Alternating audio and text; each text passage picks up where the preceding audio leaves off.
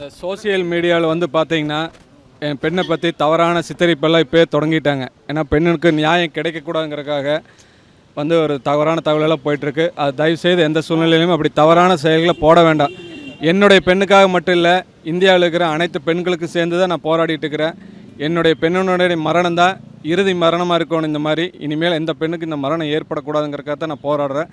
எல்லா பெண்களை பெற்ற தகப்பனும் இதை வந்து அதை புரிஞ்சுக்கிட்டு தவறான செய்திகளை பரப்ப வேண்டாம் என்று தாழ்மையுடன் கேட்டுக்கொள்கிறேன்.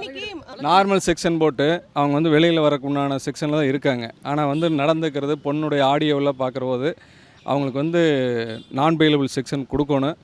இன்னும் அவங்கள வந்து வெளியிலே வரக்கு இல்லாமல் உடனடியாக இது பண்ணணுங்கிறக்காக தான் நான் வந்து அரசை பார்த்து கோரிக்கை மனு கொடுக்குறக்காக வந்திருக்கேன். ரிதனியா என்பவர் வரதட்சணை கொடுமையாலும் வன்கொடுமையாலும் திட்டமிட்டு பாலியல் சீண்டலில் ஈடுபட்டு அவரை தற்கொலைக்கு தூண்டியிருக்கிறார்கள். அவர் இறக்கும் தருவத்திலே இதை வாட்ஸ்அப்பிலே பதிவு செய்துவிட்டு இறந்திருக்கிறார். இது சம்பந்தமாக 3 நாட்களுக்கு பிறகு அந்த ரித்திகானவனுடைய கணவர் கவின் மற்றும் அவர்களுடைய தாய் தந்தையை கைது செய்தார்கள். அதற்கு பிறகு அவர்கள் திருப்பூர் கோர்ட்டிலே இந்த வழக்கு சம்பந்தமாக ஜாமீன் கேட்டபோது ரித்திகானுடைய அப்பா அவர்கள் அண்ணாதுரை அவர்கள் எதிர்ப்பு தெரிவித்ததால் அவர்களுக்கு ஜாமீன் வழங்கவில்லை. மீண்டும் சென்னை ஹைகோர்ட்டிலே அவர்களுக்கு இன்று ஜாமீன் வருகின்றது.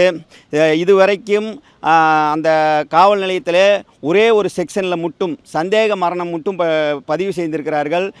அவருடைய அப்பாவான அண்ணாதுரை அவர்கள் மீது வந்து வன்கொடுமை சட்டத்திலும் பாலியல் துன்புறுத்தல் சட்டத்திலும் வழக்கு பதிவு செய்ய வேண்டும்.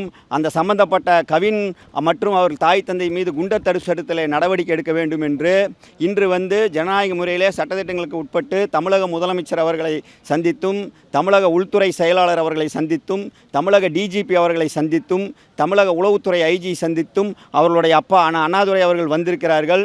இப்போது நாங்கள் முதலமைச்சர் தனிப்பிரிவிலே மனு கொடுத்திருக்கின்றோம். மாலை 4 மணி அளவிலே தமிழக உள்துறை செயலாளரை சந்திப்பதற்கு நேரம் கொடுத்திருக்கிறார்கள். தயவு கூர்ந்து சிறப்பாக மக்களுக்காக ஆட்சி செய்து வந்து கொண்டிருக்கும் தமிழக முதலமைச்சர் அவர்கள் எங்களுடைய பெண் அவர்களுக்கு நியாயம் வழங்க வேண்டும். எங்களுடைய பெண்ணை சித்திரவாதை செய்து வரதட்சணை கொடுமைப்படுத்தியவர்கள் மீது குண்டர் தடுப்பு சட்டத்தில் நடவடிக்கை எடுக்க வேண்டும். எங்களுடைய மகளுக்கு நடந்தது போல இனி தமிழ்நாட்டில் எந்த ஒரு பெண்ணுக்கும் நடக்கக்கூடாது என்ற ஒரே நோக்கத்தால் மட்டும்தான் அவருடைய தகப்பனார் அண்ணாதுரை அவர்கள் தொடர்ந்து போராடி வருகிறார். தயவு செய்து பத்திரிகையாளர்கள் மூலியமாகவும் உளவுத்துறை மூலியமாகவும் இந்த செய்தி தமிழக முதலமைச்சருக்கு செல்ல வேண்டும். தமிழக முதலமைச்சர் மீது எங்களுக்கு 100% முழு நம்பிக்கை இருக்கின்றது.